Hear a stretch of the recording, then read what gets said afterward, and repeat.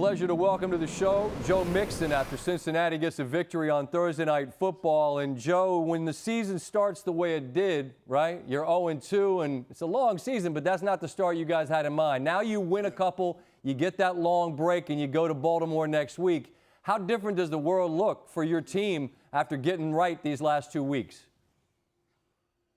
Yeah, man. I'm just proud of these guys on how they fought for going down 0-2 and now just stacking the wins one win at a time. That's going to be big for us. We got a great team in Baltimore coming up, man, so we just got to enjoy this win for the night and get ready for Baltimore coming up on next Sunday.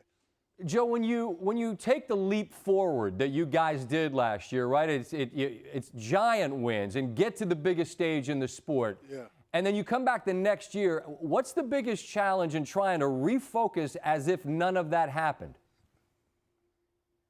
Yeah, man. I tell the team like this: whatever happened last year, happened last year. But the best thing that I love about that experience, we didn't been there before. We know what it's going to take, and we know how to get there. So, man, like I said, we just got to keep stacking these wins, doing what we got to do in the regular season, and everything else going to lead up to it. But, 1 week at a time, and everybody just got to keep buying into what we're doing, and Zach's doing a great job with keeping everybody focused, man. So it's a great feeling.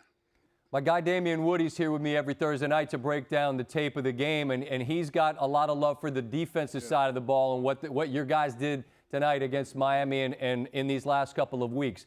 What would you say about everybody knows you and all the eye candy that you got on offense, and there's a lot of it, but how good is this Bengal defense, Joe? Sure.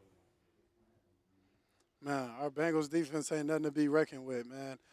We got guys out there that's playing hard football, flying around, making plays and being very unselfish. So they just got to keep that chemistry, that camaraderie in the locker room and translate it to the field. But like I said, man, our defense doing a hell of a job in carrying us, getting stops, and I look forward to what they're going to do in the near future. Let me close with this, Joe, and I think this is something I've come to understand as an older guy. When I was a kid, I just assumed that teams hated each other. But I've come to understand that this is a fraternity. Whatever jersey you wear, you're part of the overall fraternity. And when you see Tua go down the way he did, and you see that type of scene, I have to imagine it impacts both sides of the football. What happens to both sides when a moment like that takes place on the field? Yeah, man, that was a tough seeing that, man. I felt very bad for him, and I'm praying for you, Tua.